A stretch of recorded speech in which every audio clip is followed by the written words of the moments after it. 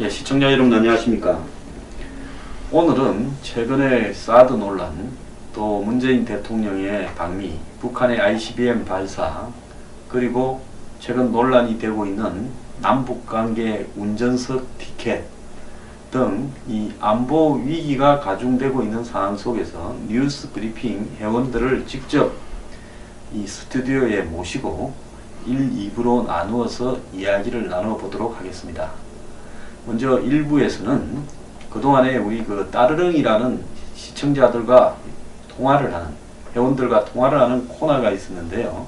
그 코너까지 같이 해서 하고, 2부에서는 이 시청자들의 댓글을 또 소개하면서 같이 토론하는 시간을 나누어 보겠습니다. 오늘 옆에 손춘택 회원님 나오셨습니다. 예, 감사합니다. 예. 그리고 또 최수용 회원님 나오셨습니다. 네, 안녕하십니까. 예. 좀 이따가는 김중석 회원님, 이 충남에서 농업에 종사하시고 과거 미래경영연구소 강연회에 수건도 이름을 박으셔가지고 쾌척을 하셨던 분하고 통화를 연결하려고 하고 있습니다. 자, 시작하겠습니다. 손준택 의원님. 네. 지금 문재인 대통령이 굉장히 집권하고 난 이후에 저는 경제 사회 문제나 이런 부분들은 생각이 좀 다를 수 있거나 또 그리고 좀 다른 부분이 있다 하더라도 개혁을 해가는 과정에서 뭐 충돌은 좀 있을지라도 그걸 좀 지켜보고 비판을 하기까지는 시간이 좀 걸릴 수 있다고는 봅니다.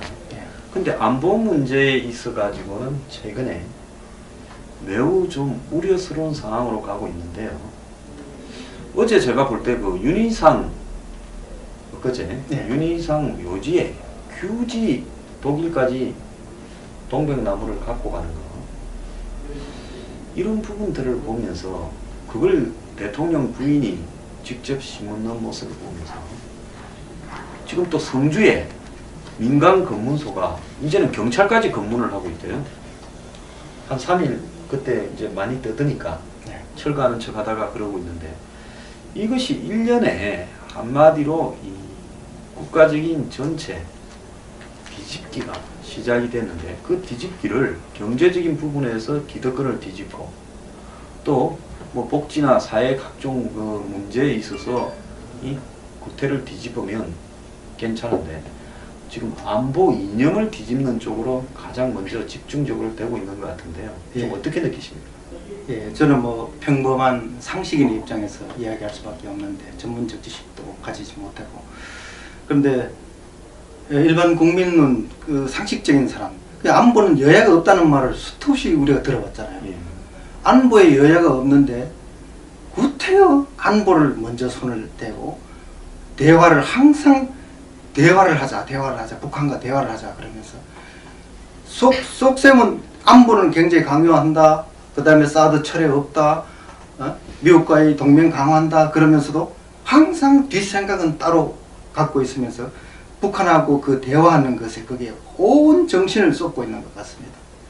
그 이유를 결국은 그건 저 사람들의 어떤 사상적 문제 때문에 그럴 수밖에 없다고 저는 생각하는데요.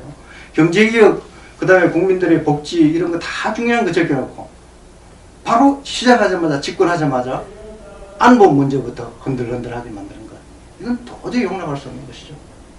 그래서 뭐 한미연합사를 간다, 사드 배치가 바뀌지 않는다, 더 나아가서 무슨 미국에 가서 장진호 전투 기념비를 참배했다, 또 이번에 무슨 뭐 한미 연합 미사일 발사 훈련을 했다, 이런 거는 전부 좀 근본적인 목적이 있고 목적을 가는데 포장을 하기 위한 일종의 이벤트, 술수에 불과한 게 아니냐 느끼는데, 최수용 의원님은 좀 어떻게 생각하십니까? 예, 그 대화를 한다는 측면에서의 그 전략을 봤을 때 과거에 그 우리나라에 오셨던 그 황장엽 전 북한 노동당 국제 담당 비서 예를 한번 들어보죠. 그분이 우리 대한민국에 오셔서 했던 말 중에 가장 기억에 남는 거는, 북한 친구들과의 대화의 자리는 반드시 북한 측이 정말 공포스러울 정도의 힘의 차이, 절대적인 무력의 차이에서 그 위협을 느낄 때만 테이블에서 대화가 가능하다. 그게 바로 공산당의 실체다. 그 황장엽이라는 사람이 누굽니까? 정말 골수까지 빨간 그 공산당의 네. 그 어떻게 아주 이론적인 대가이지 않았습니까? 네. 근데 그런 분이 오셔서 그렇게 공산당의 실체를 얘기하는 것을 지금 우리는 많이들 망각하고 있어요. 그리고 수많은 그 이산가족, 뭐 문재인 대통령께서도 칠양민의 자손으로 태어나셨지만 6.25 사변이라는 걸 통해서 얼마나 많은 우리 민족들이 고통을 받았습니까? 네. 가족과 생이별을 해야 되고 수많은 생명들이 그 전쟁의 화염 속에서 죽어갔죠.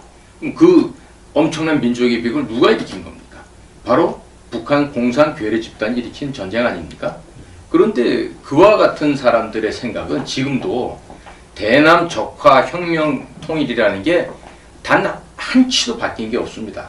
그런데 그런 우리를 갖다 적화 통일하겠다고 하는 그들과 이런 절대적인 힘의 우위의 차별 없이 과연 정상적인 대화가 가능할지, 거기에 대해서 기본적으로 시작 출발점부터 우리가 한번 좀 신중하게 더 생각을 해야 된다. 저는 이렇게 생각합니다. 예, 제가 하나 좀 의문을 가지는 거는 41%로 당선됐어요. 자, 당선은 41%로 됐지만은 권력은 다 가집니다. 그런데 실제로 이제 투표를 안 한 사람까지 포함하면 30%예요. 네. 국민 10명 중에 3사람이 지지해서 당선이 되었습니다. 네. 그런데 안보 문제에 있어서 자신들이 가지고 있던 공약으로 가버린다. 그러면서 대한민국 같은 상황에서 자신들의 안보관을 우리가 당선됐으니까 마음대로 한다. 그래서 전시작전권도 이양한다. 사드 가지고 환경 영향평가한다. 사실상 한미일 삼각 안보 구도에서 좀 빠지겠다. 이런 이야기 아닙니까? 네. 여기 이제 하나 더 웃기는 거는 북한은 한국하고 협상할 생각이 전혀 없어요. 왜? 우리가 좀 남아있는 돈 딸딸 긁어서 핵과 미사일 ICBM 만들었는데 이걸 갖고 미국 끌어내서 미국과 협상을 해서 핵하고 미사일 인정받고 조금 없애는 척하고 완전히 없애지는 않고 그러면서 경제적 지원을 받으려고 하는데 그러면서 미국과 평화협정 맺고 북미 수교 맺고 그리고 돈 뜯어내서 살면 되는데 핵 가진 채 왜 한국이 끼어들어 가지고 중간에서 브로커 하려고 하느냐. 예? 그래서 한국은 비켜라. 이게 지금 북한 입장 아니에요? 네, 그거 어떻게 보십니까? 북한은 원하지 않는데 왜 저렇게 스토커처럼 김정은을 쫄쫄 따라다니는 거예요? 그게 우리 건전한 일반 국민으로 봐서는 여기에 불과한 상황인 거죠. 이해 불가한 상황인 것이죠. 그런데 40% 그렇게 국민의 한 30% 지지를 받은 사람들이 이 안보 문제에서 전권을 이양받은 양 자기들이 다 자기 이념대로 자기 취향대로 다 바꾸겠다. 그 나라 까디겠다는 건데 그거는 국민이 절대 용납하면 안 되죠. 그지 정말 그 사람들은 여에 불과한 사람들입니다. 그 사상적인 문제가 아니면 도저히 이해할 수 없는 거죠. 북한하고 대화하겠다 그러는데 이때까지 대화해봤잖아요. 대화가 남는 게 뭐 어디 있습니까? 결국 북한은 적화 통일 그대로고 그 다음에 핵무기 가지고 끝까지 핵무기 북한이 핵무기를 포기하겠습니까? 문 대통령은 첫 단계로 핵 동결하고 2단계, 3단계 돼가지고 궁극적으로 핵을 포기하게 한다 그러는데 누가 그 말을 믿습니까? 자기도 안 믿으면서 그 말을 이야기하는 것 같아요. 자기도 북한이 핵을 포기하지 않는다는 거 알면서 그 소리 하는 것 같아요. 어제 문 대통령 이야기한 내용 중에 말입니다. 네. 최수영 의원님.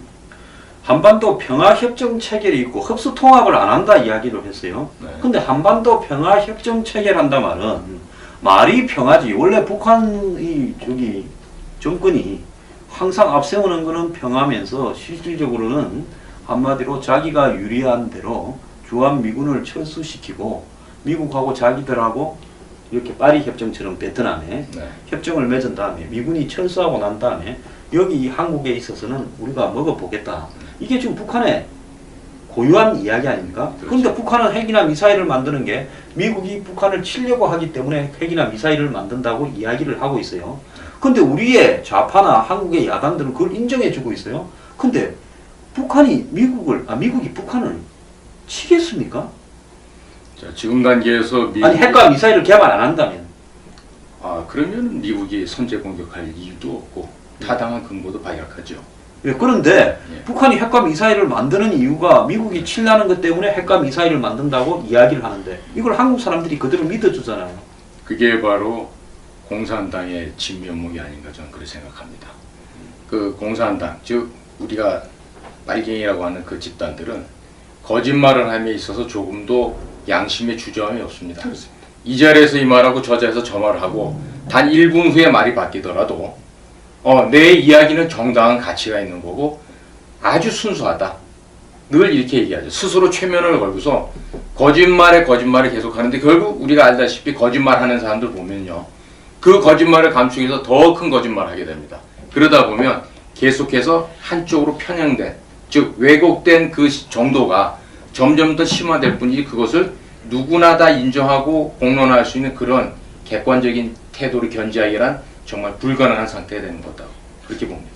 자, 근데 노무현 전 대통령이 북한을 핵을 개발할 초창기에 북한이 자의적인 차원에서 핵을 개발했을 거다.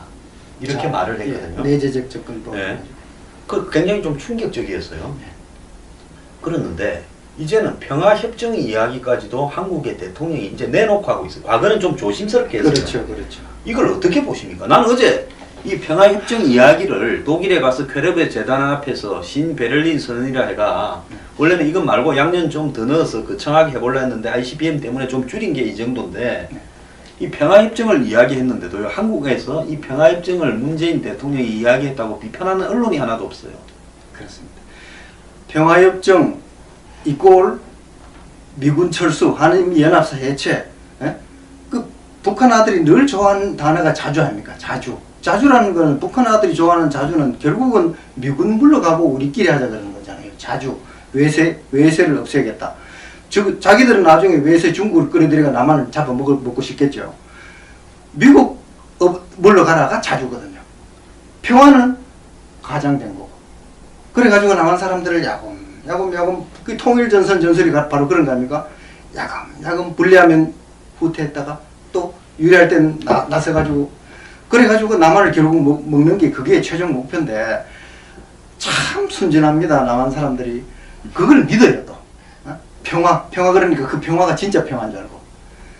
사실 우리가 알잖아요. 2차 대전 때 영국의 그 체인벌린 수상은 평화 늘 평화 그랬잖아요. 예, 요즘 덩크에르크라고 영화가 곧 개봉한다는데 예. 그 덩크르크 작전이 철수 작전이 시작되기 직전에 예. 이 챔벌린 정권이 무너지고 이 처칠이 등장했지 않습니까? 예. 근데 챔벌린이 뭐냐? 독일하고 손잡고 그냥 싸우지 말고 독일하고 평화협정을 맺고 영국은 살아남자 이렇게 하면서 끝없이 미련하게 버티다가 결국 독일이 유럽을 쓸 때까지 그리고 영국군, 프랑스군이 한 40만 명이 거의 포로로 잡히기 직전까지 예. 그 이야기를 하다가 이제 자기 말이 틀렸다는 게 입증되니까 쫓겨나듯이 그만둔 거 아니에요? 어리석은 거죠. 평화, 공산주의자 입에서 나오는 평화를 그 액면 그대로 받아들이는 국민이 참 어리석은 거죠. 자, 그러면 제가 우리 최수영 형께 하나 여쭤보겠는데요. 근데 우리 같은 이야기를 저는 지극히 상식적인 차원에서 하는 거라고 보는데 이런 이야기를 하면 수구 꼴통이고 한마디로 저 다 꼰대들이다. 저 앉은 사람들 나이 한 봐라. 50이나 50이 넘어서 60이 가까워지는 사람들이다. 그러니까 당신들은 그런 시각에서 그런 말을 할 수밖에 없지. 우리 젊은 사람들은 그렇게 보지 않는다. 내지는 우리 좀 이 리버럴한 자유주의적 입장에서 봤을 때는 당신들이 위기 가장이다 이러거든요. 자, 여기서 이제 하나 놓고 보면 북한과의 평화협정에 대해서 한국 국민들이 아무런 감이 없어요. 전혀 저항감도 느끼지 못하는 단계까지 왔습니다. 과거에 야당 의원이 이런 말을 내놓고 잘 못했어요. 노무현 정권 때만 해도 굉장히 조심스럽게 했는데 이제 내놓고 합니다. 평화협정을 대통령이 내놓고 독일에 가서 했어요. 그 오죽하면 독일의 전문가들이 이 와중에 대화하자는 게 말이 되냐고까지 지금 이야기를 했단 말입니다. 자, 그런데 이렇게 되는 이유 중에 정말 우리 보수가 그동안 많은 걸 잘못한 거 아닙니까? 우리가 투가면요 종북 좌파 책임, 종북 책결 이렇게 끝내려고 하는데 좀 그런 부분은 어떻게 생각하십니까? 뭐 쉽게 하면 예를 들어보죠. 학교로 다니는 학생 시절에 공부를 잘하기 위해서 뭐가 필요합니까? 지적인 능력도 있어야 되지만 성실하게 학업을 임해야 되지 않습니까? 근데 거기에 무엇보다 더 중요한 가치는 저는 정직성이라고 봅니다. 사상적인 가치가 거짓이 없고 투명하고 정직한 학생들에게는 늘상 거기에 대해 합당한 결과가 오게 되는 거 아니겠습니까? 전 그 사회 현상도 전 동일하다고 봅니다. 그와 같이 품성이 배양된 학생들이 사회에 나왔을 때 언제 어디서나 그와 같은 정직한 마음과 태도로 그 자세가 계속 일상적으로 유지가 되겠죠. 그러나 학생 시절부터 뭔가가 삐뚤어지고 거짓말을 밥 먹듯이 하고 이런 사람들이 나와서 남의 그 잘못이나 그 실책에 대해서 얼마나 크게 보이겠습니까? 하지만 자신이 하고 있는 잘못에 대해서는 바라볼 수가 없거든요.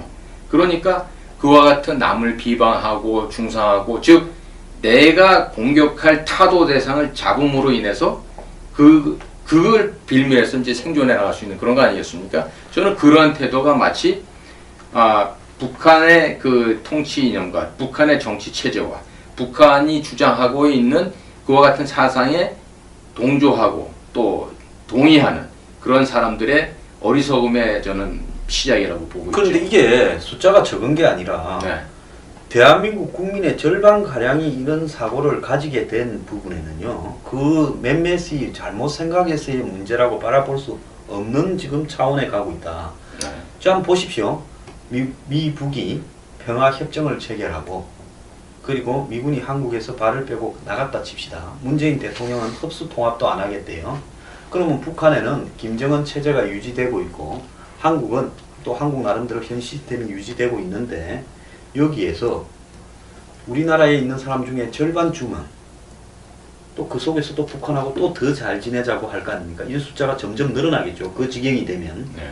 그러면 만약에 연방을 해서 연방 차원에서 외교를 같이 하자, 뭐 군사를 같이 하자, 몇 가지는 같이 하자 할 거 아니에요? 네. 시스템은 따로 유지하더라도 문재인 대통령은 흡수통합도 안 하겠다는 거 아닙니까? 네.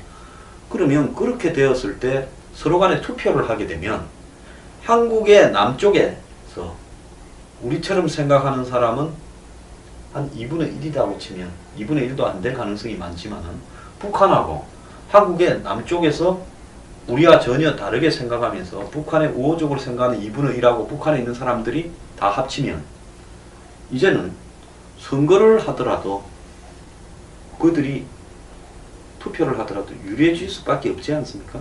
네. 지금 궁극적으로 지금 문정인 또 한국의 문재인 대통령 이런 사람들이 원하는 어떤 미래, 한국의 미래, 즉 평화가 완전히 구축된 미래가 뭘 거라고 생각하십니까? 문재인 대통령이 영구적 평화를 이 땅에 정착시키겠다 이런 말을 지금 하고 있거든요. 예. 그거 소장님 가능하다고 생각하십니까? 영구적 평화요? 북한이 하자는 대로 우리가 다 해주면 가능하겠죠. 그렇죠. 달라는 대로 다 주고. 그렇죠. 그런데 북한이 존재하고 우리가 존재하는 한 영구적 평화. 그리고 이 인류사에서 보면은 적은 항상 있기 마련이잖아요. 항상 끝없이 인간사는 투쟁하고 평화를 지키려고 하면 투쟁을 해야 되는데 영구적으로 네 좋고 내 좋다는 그런 역사가 있었습니까? 그건 난 좀 불가능하다고 봅니다. 그리고 흡수통합이 없다는데 어떤 나라가 이 양쪽이 이제 통합하는데 흡수가 안 되면 어떻게 통합하는지 나는 그게 또 그 근본적인 문제에서 의문입니다. 어떤 형식으로든지 흡수가 돼야 되죠. 양쪽이 대화하다가 나중에 평화적으로 통일돼도 한쪽이 흡수가 되지. 영원히 양쪽이 대치하고 있으면 각기 살면 되지 통일할 것도 없잖아요. 결국 근원적으로 통일이라고 하는 건 저는 흡수라고 봅니다. 그것이 무력을 통하든지 안 그러면 대화를 통해 가지고 하든지 어떻게 안 그러면 스스로 부패 때문에 무너지든지 간에 우리가 무너지든지 북한이 무너지든지 결국은 흡수라고 보거든요. 근본적으로 흡수통합이 없다 하는 말도 저는 말이 안 된다고 보고 있죠. 예. 그 지금 이 문재인이라 하면 또 그러니까 문정인이라 합시다. 둘이 이름도 비슷하니까. 예. 문정인이가 지금 이 각을 다 짜고 있다고 보는데 문정인이 원하는 자신들의 평화 체제가 다 관철된 그 이 이상적인 모델의 한국 사회는 어떤 사회라 보십니까? 남북 관계가. 그런 분들의 사상대로 된다라면은 한반도가 빨갛게 적화 통일이 되면 된다고 그렇죠. 보죠. 그렇지 않고서는 그러한 이념은 절대로 현실적으로 불가능하다고 보여집니다. 저희 한국 같은 경우 보면은 러시아, 중국, 일본, 미국 이와 같은 열강 속에 지금 박혀있는 그런 지정학적인 위치 아니겠습니까?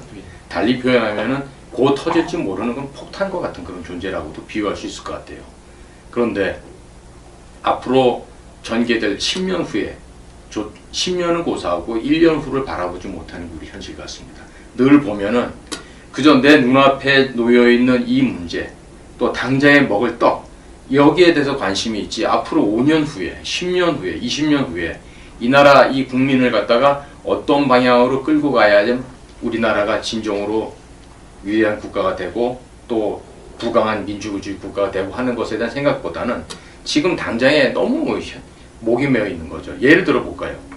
얼마 전에 왔던 딕 더빈이라는 민주당 원내 총무 있었지 않습니까? 아마 민주당 출신의 상원의원이니까 아마 우리하고 비슷한 생각을 가질 거라는 생각을 했어요. 근데 그분이 청와대 미팅 마치고 나오셔가지고서 우리 언론하고 뭐 미국 언론사 몇 분들은 모아서 얘기를 했지만 사실은 그 사람이 일리노이주의 상원의원 아닙니까? 미국으로 돌아와서 우리 한국 총영사관을 부르고 또 그 하나문화센터가는 그런 곳에서요. 그 딕 더빈 의원이 기자회견을 다시 한번 합니다. 프레스 컨퍼런스를 해가지고 자기가 느꼈던 얘기를 아주 적나라하게 얘기를 합니다. 그거를 본 미국 사람들의 생각은요. 도무지 이해를 못하겠다는 거예요. 아니 왜 자기들의 목숨을 노리고 위협하는 적들의 침략에 대해서 왜 위험이 없다. 뭐 환경영향평가를 해가지고 확인해야 된다. 국회의 절차를 거쳐서만 된다. 이런 생각하는 자기는 도무지 이해를 못하겠다는 겁니다. 그러니까 한국에서 정의 사드를 원하지 않으면 그냥 우린 그 예산 다른 데 전용해서 다른 쪽에도 필요한 비용이 많으니까 거기다 대체하겠다. 이렇게까지 얘기를 하는데 아니 오히려 미국 사람들이 멀리 떨어져 사는 사람들이 뭐 때문에 전쟁을 겁을 내야 합니까? 그럴 이유가 없는데 어떻게 한국 사람들이 더더군다나 한국의 지도층에 있는 사람들이 그와 같은 북한 괴뢰 집단의 그런 남침에 대해서 그렇게 태평스러운 생각 갖고는 좀 이해 못하겠다. 괴뢰라는 말을 드십시오. 그러면 종북이라고 이야기하는 순수 꼴통이다 이렇게 말을 합니다. 요즘 말도 조심해야 됩니다. 자, 아까 문정인 씨 이야기가 나오는데 문정인 씨가 오늘 신문 보니까요.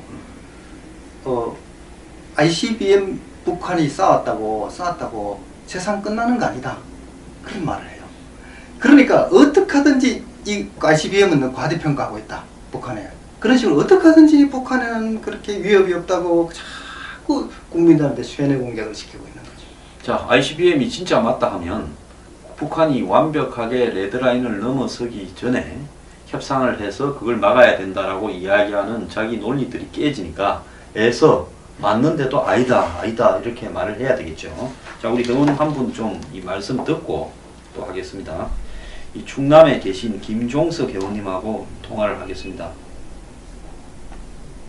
네네. 아이고. 날도 더우신데요. 네, 덕분에. 네, 오늘부터 비가 와서 좀 시원하고. 오늘 그 참여해 주셔서 감사하고요. 저한테 그 좀 이렇게 회원으로서 최근 안보 사안에 대해서 묻고 싶은 말씀이 계시면 물어주시기 바랍니다. 그래서 제가 간단히 준비하고 있는데요. 지금 우리 정치 현상이나 우리 전반적으로 군비 요청서가 난무하고 정돈이 없어진 상황에서 나름대로 우리 홍 소장님께서 진행하는 뉴스 브리핑에서는 정론을 유지하고 있기 때문에 제가 홍 소장님을 존경하면서 다음 두 가지 질문을 하고자 하는 겁니다. 첫째는 문재인 대통령이 이중적인 안보 행각을 보이고 있잖아요. 또 둘째는 이런 그 의무투성인 문 대통령의 안보 자세에 대해서 보수로 표방하고 있는 우리 두 야당이 왜 침묵하고 있느냐는 것입니다. 첫 번째 그 질문과 관련해서는 한국이 트럼프 대통령과 만나면서도 뭐 주도적 역할을 해야 되지 않느냐 얘기했는데도 불구하고 북한은 7월 4일 미국 독립기념일에 ICBM을 발사한 것에 대해서 자기네들이 통보했다고 발표했고 또 이는 홍 소장님께서 눈이 뉴스 브리핑에서 지적했듯이 북핵 문제에 있어서 한국이 운정석에서 주도적으로 해결했다는 것은 그런 ICBM 발사나 행위에서 우리의 운정석 자리는 한여름밤에 꿈으로 끝나지 않았습니까? 저는 이렇게 북핵 문제가 전개되는 과정에서 그동안 대통령이 취해왔던 이중적인 안보 행보를 지적하고 싶습니다. 예를 들어서 사드 배치를 방해하고 있고 전략권을 소개해서 해야 한다고 있고 또 한미 군사 행동 중단 등을 주장하고 있는 한편에서는 한미연합사령부를 찾아가서는 위고 투게더를 외치고 있고 또 미국을 방문해서는 국내에서 그렇게 반대하여도 장진호 기념비를 찾아가서는 참배하고 예. 한미 동맹 관계가 그 어느 때보다도 확고하다고 외치고 있지 않습니까? 예. 황 소장께서는 이런 갈짓자를 걷는 문 대통령의 안보 자세를 어떻게 생각하고 계시는지 예. 제가 질문이 길어졌지만 이에 대한 답변을 듣고 예. 두 번째 질문을 감사합니다. 예. 먼저요, 첫 번째는요.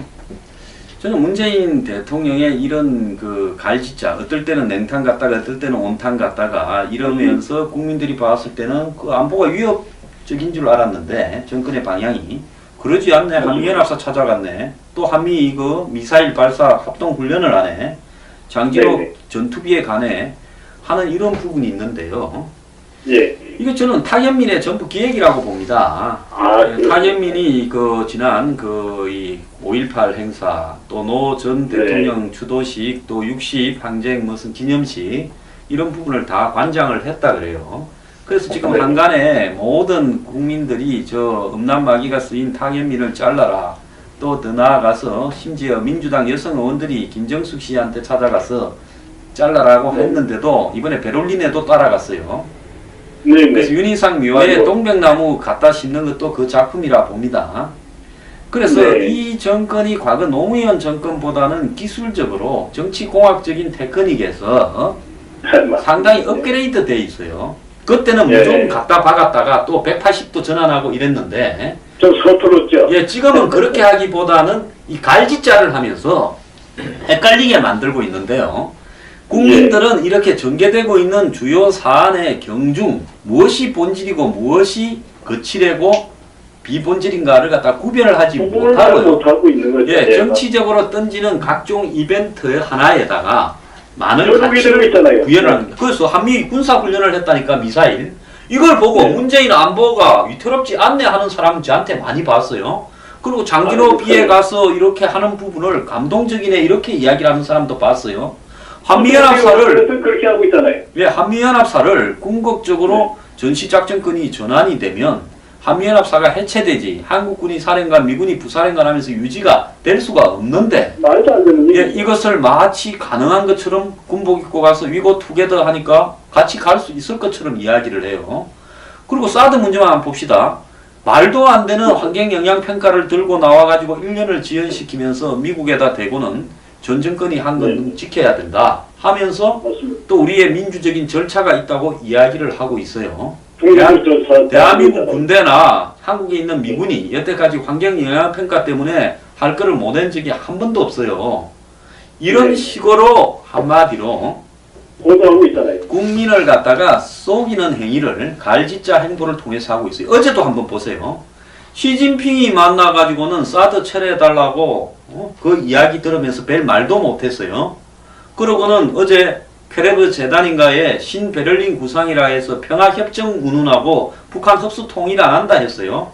그러고는 어제 저녁에는 트럼프하고 아베 만나가지고 북한에 대해서 제재 압박을 강화해야 된다 하면서 한편으로 대화의 길도 열어놔야 된다 말을 한 구절 넣어놓고는 또 본인의 이 남북관계 대화에 대한 주도적 역할 때문에 그게 들어갔다고 또 지금 홍보를 하고 있어요.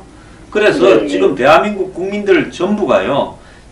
9년 동안 준비해놓은 정치공학적 문재인의 테크닉에 다 놀아나고 있다. 저는 그렇게 봅니다. 네, 아이고 참. 우리나라를 어디로 끌고 가려고 하는 거예요? 그러니까 다른 거는 뭐 그렇다 하더라도 뭐 그렇다 칩시다. 무슨 뭐 이 와이셔츠 이 소매 가지고 입고 테이크아웃 커피잔 들었다고 뭐 나라가 망하는 건 아니잖아요. 뭐 의자를 자기가 땡겨서 자기가 앉으면 좋은 일이지요.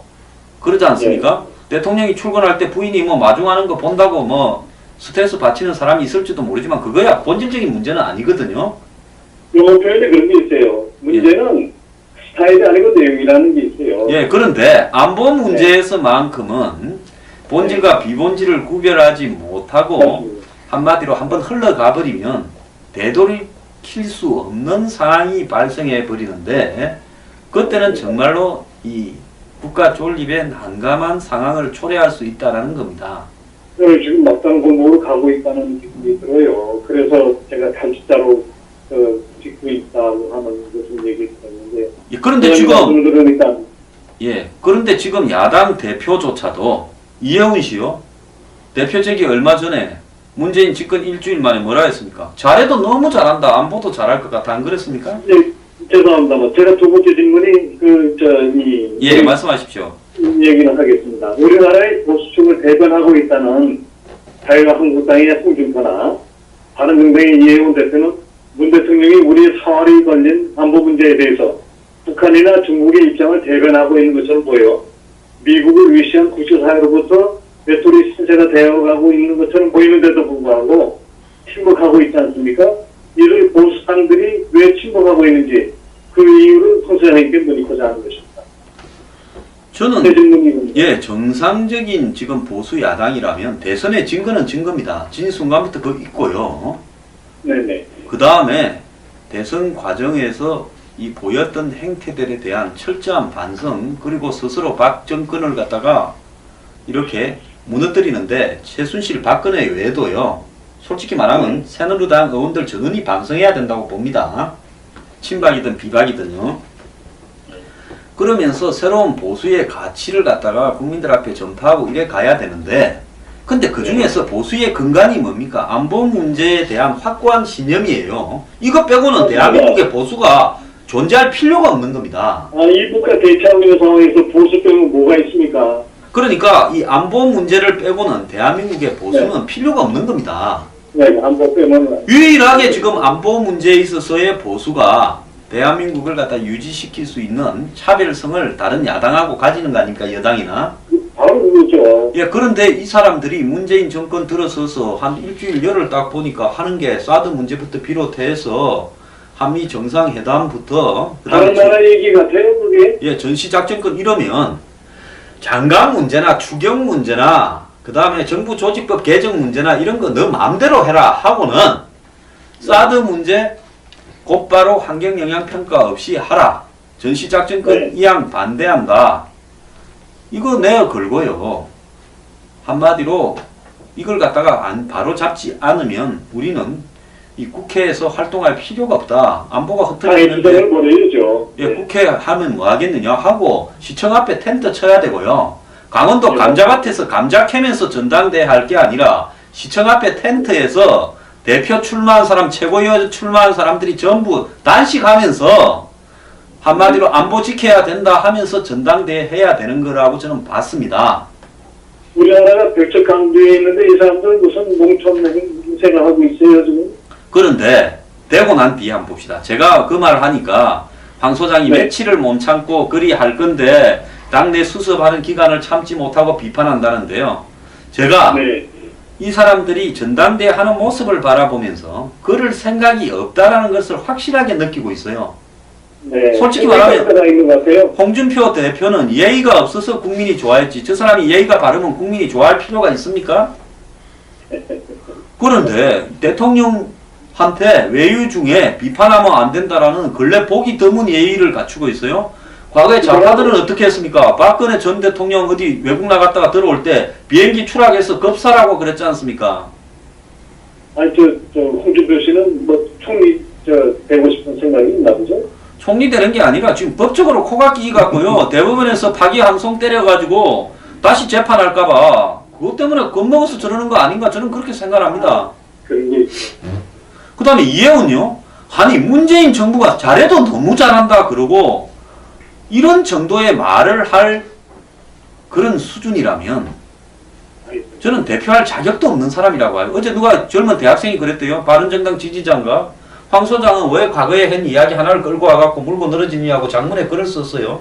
그래서 제가 오늘 이야기를 하는 겁니다. 왜? 하나를 보면 10개를 안다고요. 자기가 대표 나갈 생각이 있는 사람이 순간적으로 문이 버리고 있는 각종 그 이벤트 쇼, 감성 코드 쇼를 그거를 보고 거기에 잘해도 너무 잘한다라고 말할 정도 같으면 장관 한 자리 시켜줄까봐 그래 말한 거 아닙니까?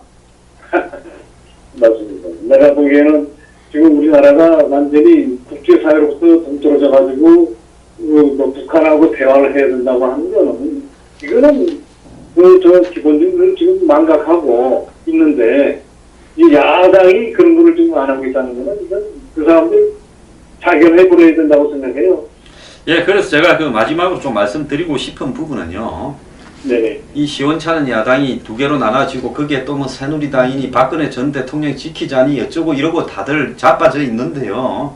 예. 저는 이 보수가 저는 문재인이 망해가도 그게 보수 이런 썩은 보수가 승리하는 길로는 연결되지 않을 거라 봅니다. 그렇죠. 사람이 자기가 잘해야지요. 상대가 물 떠놓고 빨리 망해라 망해라 해서 망하면 기회가 자기한테 올 것 같습니까? 나중 탄담을 하면서 기다리고 있으니까. 한마디로 보수 팔아가지고 영남 팔아가지고 이 작년 노년청 팔아가지고 한마디로 이 나라를 잘못 끌고 가고 있는데 일조하는 자들이요. 저는 안보 장사를 한 놈들이라고 봅니다. 맞습니다. 종북 척결이니 안보니 강조하고 싶어서 그러는 게 아니라요. 유일하게 차별 지을 수 있는 게 그것밖에 없으니까 말로만 그러는데 그것도 저거 필요성 때문에 그런 거. 지금 한번 보십시오. 자유한국당이 국회 나가겠다. 우리는 국회 안 한다. 이런 거 같으면 장관이고 뭐고 다 너 마음대로 해라. 예산도. 안보 하나 가지고 이거는 문재인 정권의 안보 방향을 철회할 때까지 우리는 장외투쟁을 하겠다. 어디 한 군데는 누가 그래야 되는 거 아닙니까? 선생님이 그렇게 주장해 왔잖아요. 좀 다른 거 다 집어치고 당장 머리끼리 뚫고 지금 자유투쟁 나가라고 얘기하고 있지 않습니까? 제가 점점 보는 사람이잖아요. 홍준표 대표 딱 선거 나왔을 때 하는 꼴을 딱 보니까 저거는 싸울 생각이 없는 사람이다 해서 그래도 대표 되는데 방해했다 소리 될까봐 되자마자 제가 딱 그 이야기 했잖아요. 제가 뭐 참지 못해서 성급하게 그런 소리 함부로 하는 사람이 아닙니다. 맞습니다. 저 사람요 싸울 생각이 전혀 없고요.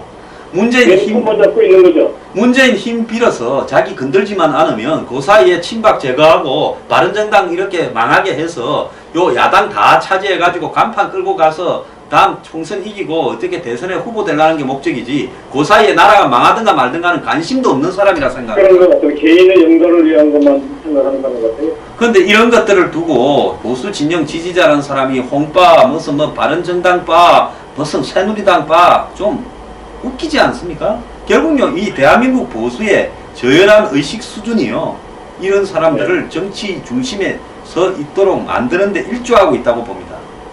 저 같은 일개 시민도 지금 문재인이 이거 하고 있는 걸 보면은 이런 거 안 보입니까? 이게 지금 제대로 가는 거예요? 야당이 이런 걸 안 하고 지금 어떻게 그러고 있습니까?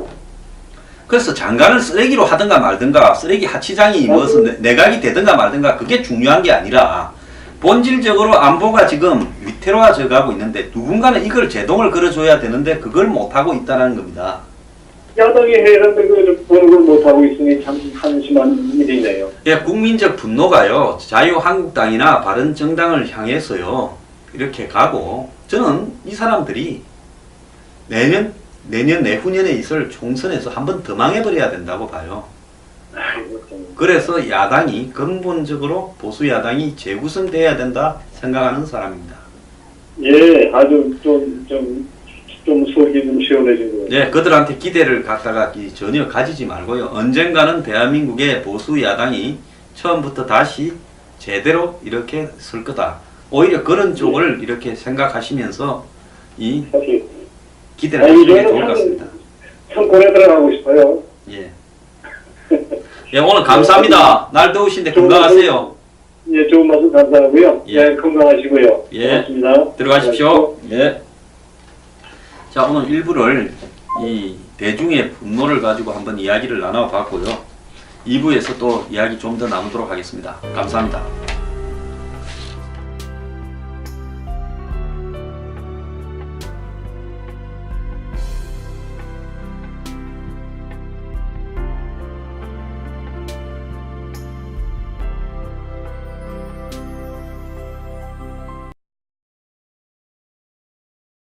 였어요.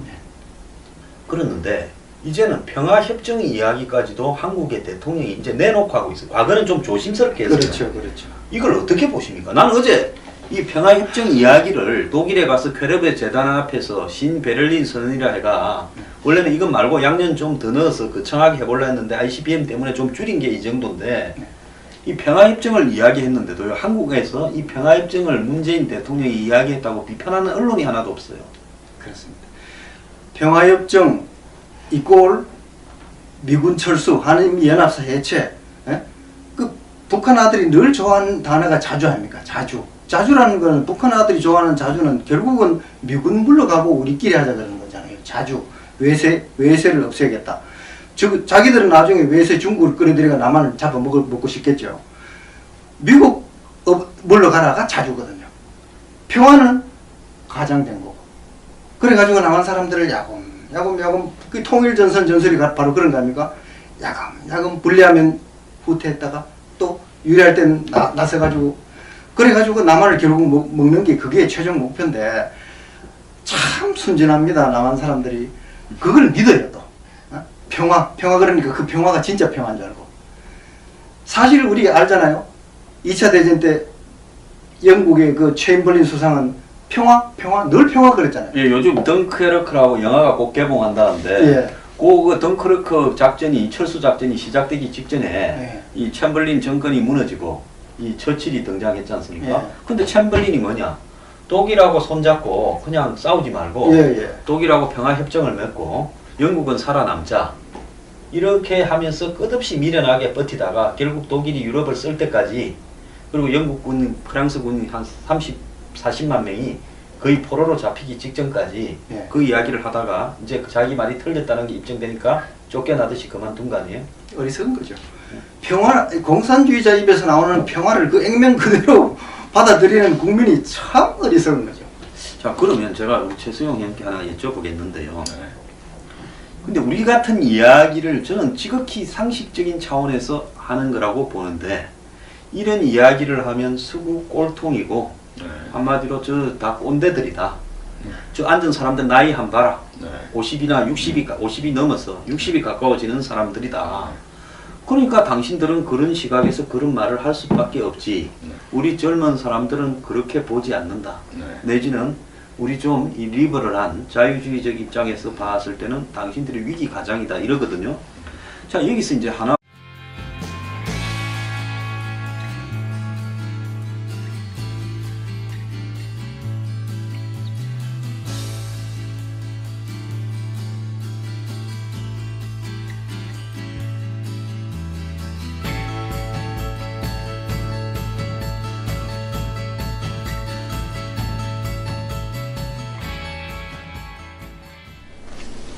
예, 시청자 여러분 안녕하십니까.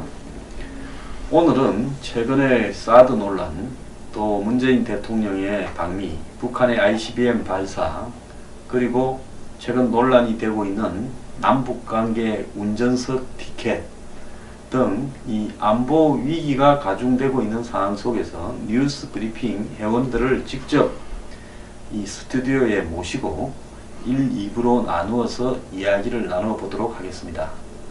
먼저 1부에서는 그동안에 우리 그 따르릉이라는 시청자들과 통화를 하는, 회원들과 통화를 하는 코너가 있었는데요. 그 코너까지 같이 해서 하고 2부에서는 이 시청자들의 댓글을 또 소개하면서 같이 토론하는 시간을 나누어 보겠습니다. 오늘 옆에 손춘택 회원님 나오셨습니다. 예, 감사합니다. 예. 그리고 또 최수용 회원님 나오셨습니다. 네, 안녕하십니까. 예. 좀 이따가는 김중석 회원님, 이 충남에서 농업에 종사하시고 과거 미래경영연구소 강연회에 수건도 이름을 박으셔가지고 쾌척을 하셨던 분하고 통화를 연결하려고 하고 있습니다.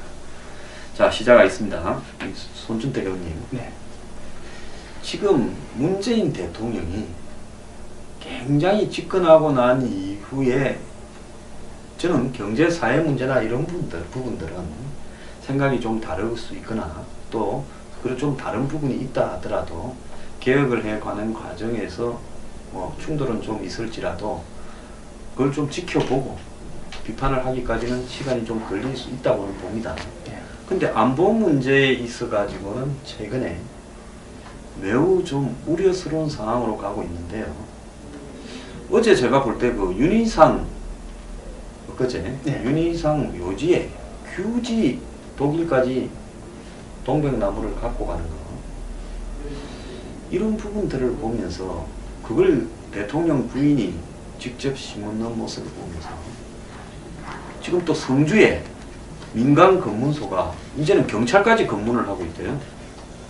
한 3일 그때 이제 많이 떠드니까 철거하는 척 하다가 그러고 있는데, 이것이 1년에 한마디로 이 국가적인 전체 뒤집기가 시작이 됐는데 그 뒤집기를 경제적인 부분에서 기득권을 뒤집고 또 뭐 복지나 사회 각종 그 문제에 있어서 이 구태를 뒤집으면 괜찮은데 지금 안보 이념을 뒤집는 쪽으로 가장 먼저 집중적으로 되고 있는 것 같은데요. 좀 예. 어떻게 느끼십니까? 예, 저는 뭐 평범한 상식인의 입장에서 이야기할 수밖에 없는데 전문적 지식도 가지지 못하고 그런데 일반 국민은 그 상식적인 사람 안보는 여야가 없다는 말을 수없이 우리가 들어봤잖아요. 예. 안보에 여야가 없는데 구태여 안보를 먼저 손을 대고 대화를 항상 대화를 하자 북한과 대화를 하자 그러면서 속셈은 안보는 굉장히 강요한다. 그 다음에 사드 철회 없다. 미국과의 동맹 강화한다. 그러면서도 항상 뒷생각은 따로 갖고 있으면서 북한하고 그 대화하는 것에 거기에 온 정신을 쏟고 있는 것 같습니다. 그 이유를 결국은 그건 저 사람들의 어떤 사상적 문제 때문에 그럴 수밖에 없다고 저는 생각하는데요. 경제개혁, 그 다음에 국민들의 복지 이런 거 다 중요한 거 적혀놓고 바로 시작하자마자 집권하자마자 안보 문제부터 흔들흔들하게 만드는 것. 이건 도저히 용납할 수 없는 것이죠. 그래서 뭐 한미연합사를 간다. 사드 배치가 바뀌지 않는다. 더 나아가서 무슨 미국에 가서 장진호 전투 기념비를 참배했다. 또 이번에 무슨 뭐 한미 연합 미사일 발사 훈련을 했다. 이런 거는 전부 좀 근본적인 목적이 있고 목적을 가는데 포장을 하기 위한 일종의 이벤트, 술수에 불과한 게 아니냐 느끼는데 최수용 의원님은 좀 어떻게 생각하십니까? 예, 그 대화를 한다는 측면에서의 그 전략을 봤을 때 과거에 그 우리나라에 오셨던 그 황장엽 전 북한 노동당 국제 담당 비서 예를 한번 들어보죠. 그분이 우리 대한민국에 오셔서 했던 말 중에 가장 기억에 남는 거는 북한 친구들과의 대화의 자리는 반드시 북한 측이 정말 공포스러울 정도의 힘의 차이, 절대적인 무력의 차이에서 그 위협을 느낄 때만 테이블에서 대화가 가능하다. 그게 바로 공산당의 실체다. 그 황장엽이라는 사람이 누굽니까? 정말 골수까지 빨간 그 공산당의 그 어떻게 아주 이론적인 대가이지 않았습니까? 근데 그런 분이 오셔서 그렇게 공산당의 실체를 얘기하는 것을 지금 우리는 많이들 망각하고 있어요. 그리고 수많은 그 이산가족, 뭐 문재인 대통령께서도 칠양민의 자손으로 태어나셨지만 6.25 사변이라는 걸 통해서 얼마나 많은 우리 민족들이 고통을 받았습니까? 가족과 생이별을 해야 되고 수많은 생명들이 그 전쟁의 화염 속에서 죽어갔죠. 그럼 그 엄청난 민족의 비극을 누가 일으킨 겁니까? 바로 북한 공산 괴뢰 집단이 일으킨 전쟁 아닙니까? 그런데 그와 같은 사람들의 생각은 지금도 대남 적화 혁명 통일이라는 게 단 한치도 바뀐 게 없습니다.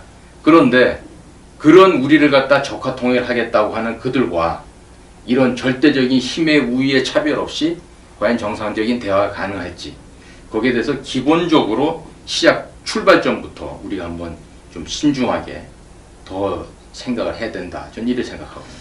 예, 제가 하나 좀 의문을 가지는 거는 41%로 당선됐어요. 자, 당선은 41%로 됐지만은 권력은 다 가집니다. 그런데 실제로 이제 투표를 안 한 사람까지 포함하면 30%예요. 국민 10명 중에 3사람이 지지해서 당선이 되었습니다. 그런데 안보 문제에 있어서 자신들이 가지고 있던 공약으로 가버린다. 그러면서 대한민국 같은 상황에서 자신들의 안보관을 우리가 당선됐으니까 마음대로 한다. 그래서 전시작전권도 이양한다. 사드 가지고 환경영향평가한다. 사실상 한미일 삼각안보 구도에서 좀 빠지겠다. 이런 이야기 아닙니까? 여기 이제 하나 더 웃기는 거는 북한은 한국하고 협상할 생각이 전혀 없어요. 왜? 우리가 좀 남아있는 돈 딸딸 긁어서 핵과 미사일 ICBM 만들었는데 이걸 갖고 미국 끌어내서 미국과 협상을 해서 핵하고 미사일 인정받고 조금 없애는 척하고 완전히 없애지는 않고 그러면서 경제적 지원을 받으려고 하는데 그러면서 미국과 평화협정 맺고 북미 수교 맺고 그리고 돈 뜯어내서 살면 되는데 핵 가진 채 왜 한국이 끼어들어 가지고 중간에서 브로커 하려고 하느냐. 예? 그래서 한국은 비켜라. 이게 지금 북한 입장 아니에요? 네. 그거 어떻게 보십니까? 북한은 원하지 않는데 왜 저렇게 스토커처럼 김정은을 쫄쫄 따라다니는 거예요? 그게 우리 건전한 일반 국민으로 봐서는 이해에 불과한 상황인 거죠. 이해 불가한 상황인 것이죠. 그런데 40% 그렇게 국민의 한 30% 지지를 받은 사람들이 이 안보 문제에서 전권을 이양받은 양 자기들이 다 자기 이념대로 자기 취향대로 다 바꾸겠다. 그 나라 까디겠다는 건데 그거는 국민이 절대 용납하면 안 되죠. 그지 정말 그 사람들은 요에 불과한 사람들입니다. 그 사상적인 문제가 아니면 도저히 이해할 수 없는 거죠. 북한하고 대화하겠다 그러는데 이때까지 대화해봤잖아요. 대화가 남는 게 뭐 어디 있습니까? 결국 북한은 적화 통일 야유 그대로고 그 다음에 핵무기 가지고 끝까지 핵무기 북한이 핵무기를 포기하겠습니까? 문 대통령은 첫 단계로 핵 동결하고 2단계, 3단계 돼가지고 궁극적으로 핵을 포기하게 한다 그러는데 누가 그 말을 믿습니까? 자기도 안 믿으면서 그 말을 이야기하는 것 같아요. 자기도 북한이 핵을 포기하지 않는다는 거 알면서 그 소리 하는 것 같아요. 어제 문 대통령이 이야기한 내용 중에 말입니다. 최수영 의원님. 한반도 평화협정 체결이 있고 흡수 통합을 안 한다 이야기를 했어요. 근데 한반도 평화협정 체결한다 말은 말이 평화지. 원래 북한이 정권이 항상 앞세우는 거는 평화면서 실질적으로는 한마디로 자기가 유리한 대로 주한미군을 철수시키고 미국하고 자기들하고 이렇게 파리 협정처럼 베트남에 협정을 맺은 다음에 미군이 철수하고 난 다음에 여기 한국에 있어서는 우리가 먹어보겠다. 이게 지금 북한의 고유한 이야기 아닙니까? 그런데 북한은 핵이나 미사일을 만드는 게 미국이 북한을 치려고 하기 때문에 핵이나 미사일을 만든다고 이야기를 하고 있어요. 근데 우리의 좌파나 한국의 야당들은 그걸 인정해주고 있어요. 근데 북한이 미국이 북한을 치겠습니까? 자, 지금 단계에서 아니 핵과 미사일을 개발 안 한다면 그러면 미국이 선제 공격할 이유도 없고 타당한 근거도 발약하죠. 그런데 북한이 핵과 미사일을 만드는 이유가 미국이 칠라는 것 때문에 핵과 미사일을 만든다고 이야기를 하는데 이걸 한국 사람들이 그대로 믿어주잖아요. 그게 바로 공산당의 진면목이 아닌가 저는 그렇게 생각합니다. 그 공산당, 즉 우리가 빨갱이라고 하는 그 집단들은 거짓말을 함에 있어서 조금도 양심의 주저함이 없습니다. 그렇습니다. 이 자리에서 이 말하고 저 자리에서 저 말을 하고 단 1분 후에 말이 바뀌더라도 내 이야기는 정당한 가치가 있는 거고 아주 순수하다. 늘 이렇게 얘기하죠. 스스로 최면을 걸고서 거짓말에 계속 하는데 결국 우리가 알다시피 거짓말하는 사람들 보면요. 그 거짓말을 감추기 위해서 더 큰 거짓말을 하게 됩니다.